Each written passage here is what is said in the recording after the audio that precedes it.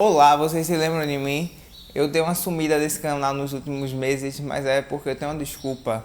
Eu estava preso em um semestre horrível, minha gente. Que período que foi esse? Tanto estresse, tanta raiva. E eu sei o que você está pensando. Você está pensando, Rodolfo, você está fazendo drama. Não pode ter sido tão ruim assim. Mas deixa eu lhe dizer, foi tão ruim assim? Minha Nossa Senhora, como foi tão ruim assim? Se tem uma coisa que foi tão ruim assim. Esse período eu paguei 7 cadeiras, que foi Cálculo 3, Teoria da Computação, Computação Gráfica, Linguagem de Programação 2, Pesquisa Aplicada à Computação, Estrutura de Dados e Circuitos Lógicos. E eu vou deixar aqui o tempo de cada uma que eu vou falar nesse vídeo aqui para você já ir direto para a cadeira que você quer escutar. Se você quiser escutar sobre algo. Em Cálculo 3 você vai aprender basicamente a fazer integral dupla e tripla, depois integral de linha e depois integral de superfície. O assunto não é tão grande e não apresenta tantos novos conceitos assim. E tem uma noção bem intuitiva, tipo, você aprende integral de linha, depois você vai aprender integral de superfície e vê que é bem similar. Você meio que só aumentou uma dimensão. Então se você pagou bem cálculo 1, cálculo 2, dá pra pagar cálculo 3 sem muita complicação. Mas sim, também não é o mar de rosas. Por exemplo, essa aqui é uma cena minha estudando um dia antes da prova.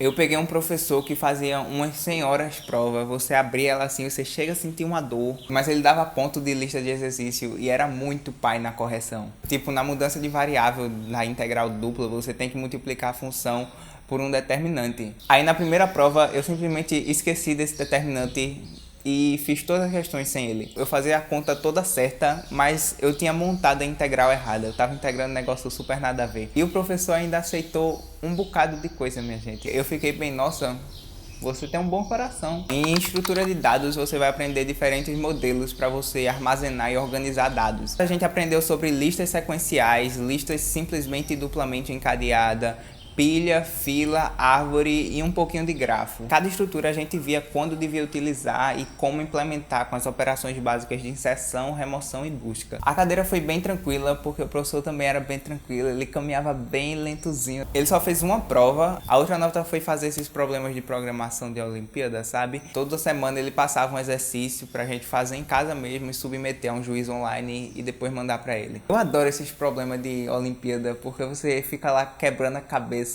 puto porque essa bosta está certa e ele não aceita, mas quando ele finalmente aceita você fica com aquele sentimento de vitória, sabe? O projeto da disciplina foi representar as estruturas de dados de maneira visual.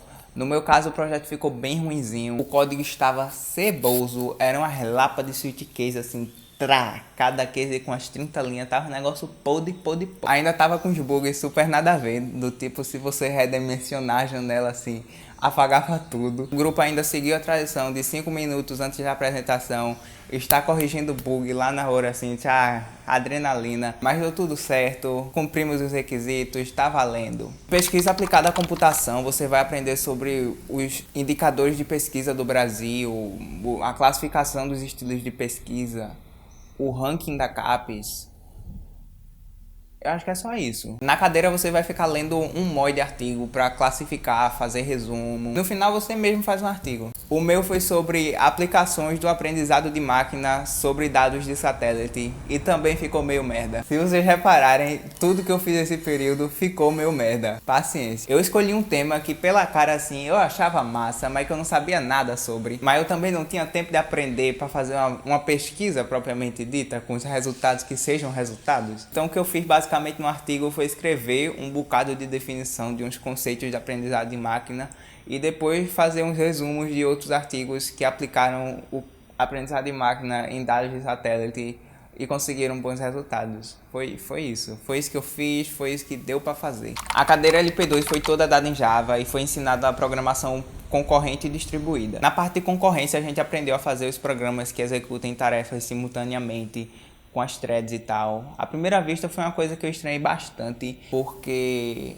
acostumado, sabe? Com os programas que você sabe o que ele está fazendo, assim, vai fazer isso, depois isso, depois isso. Quando você vai para programação concorrente, você perde esse controle e fica meio uma loucura. E também surgem problemas que podem fazer seu programa travar completamente ou sofrer com a inconsistência de dados. A gente aprendeu a fazer a exclusão mútua, a sincronização com monitor, semáforo e meio mundo de algoritmo. Na parte de programação distribuída, a gente aprendeu a usar sockets e RMI para fazer a comunicação entre processos. Então a gente criava o cliente, criava o servidor, criava o protocolo e fazia a comunicação entre esse povo. Essa cadeira não foi das mais fáceis e eu acho que foi porque não tivemos aula prática e programação é aquele tipo de coisa que você só aprende fazendo.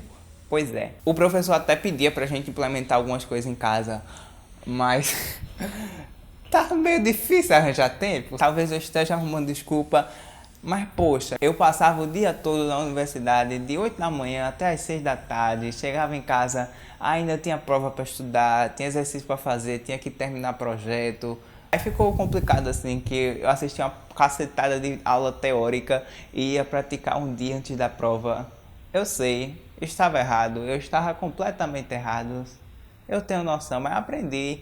Aos trancos e barrancos, foi sofrido, foi, mas aprendi. Eu sei criar minhas threads, me dá licença. No projeto final, meu grupo fez um aplicador de prova, que um professor cadastra uma prova, publica a prova, aí vários alunos podem fazer essa prova. Infelizmente, fizemos na correria, 4 dias assim, manhã e tarde, manhã e tarde, manhã e tarde, um estresse. O resultado é que ficou assim, tipo, o código não tá ceboso, não tá cheio de bug, mas a interface gráfica ficou bem meia boca e faltou implementar algumas funcionalidades, tipo, por acaso, a persistência de dados. Fomos apresentar o projeto sem persistência de dados, você fechava lá o programa assim, pô, e opa, seus dados sumiram. Em teoria da computação, eu não estudei teoria da computação. Assim, eu estudei teoria da computação, mas não era a teoria da computação que eu devia ver nessa cadeira.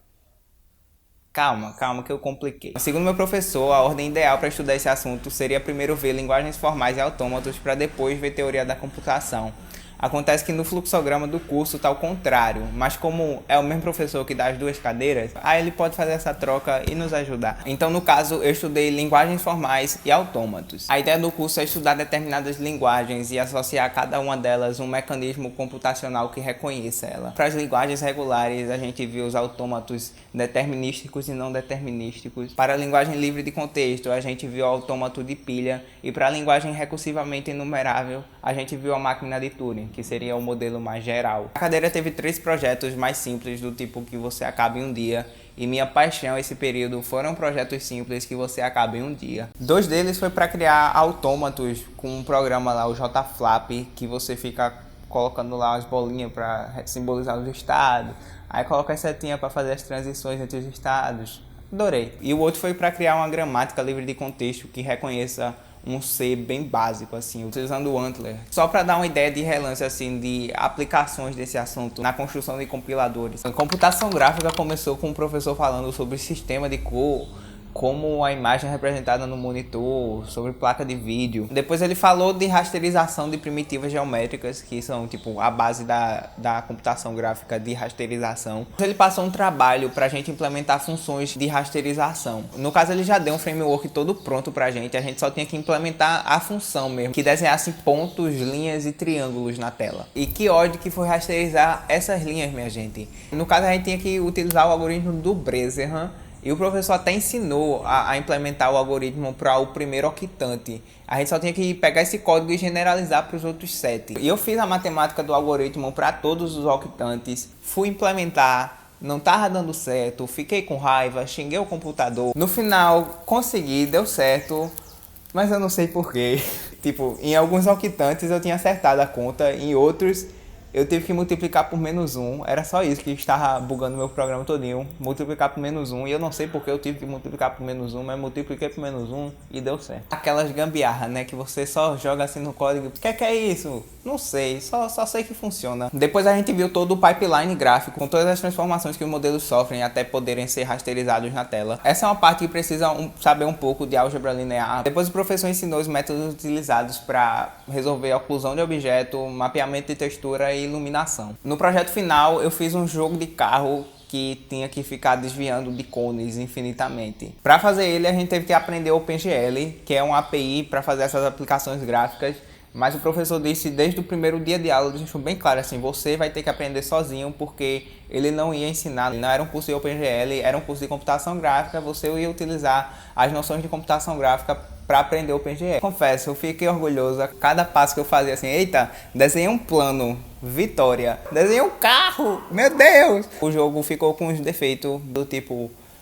problema com a textura. Eu não consegui resolver porque aparentemente o meu OpenGL não gerava o MIP não queria fazer. Eu disse, então tá legal. E também os cones que estavam cagados, mas os cones estavam cagados porque eu não achei nenhum lugar na internet que tenha um cone triangularizado. Esses cones eram para ser desenhados com quadrados, só que eu fui desenhar com triângulos. Em circuitos lógicos a gente foi aprender sobre álgebra booleana, as portas lógicas, transistor CMOS, circuito combinacional e sequencial. Depois ainda foi ver linguagem de descrição de hardware para fazer a descrição comportamental e estrutural. Foi uma porrada de assunto porque essa era a cadeira que tinha mais créditos, tinha mais aulas na semana. A cadeira só teve 2 provas e uma delas foi para fazer em casa. As outras 2 notas foi uma de relatórios das aulas práticas, porque quando chegou nessa parte de descrição de hardware, a gente pegava os códigos VHDL do livro, que era o Digital Design do Harris, ia para o quartos, compilava, fazia os vetor teste,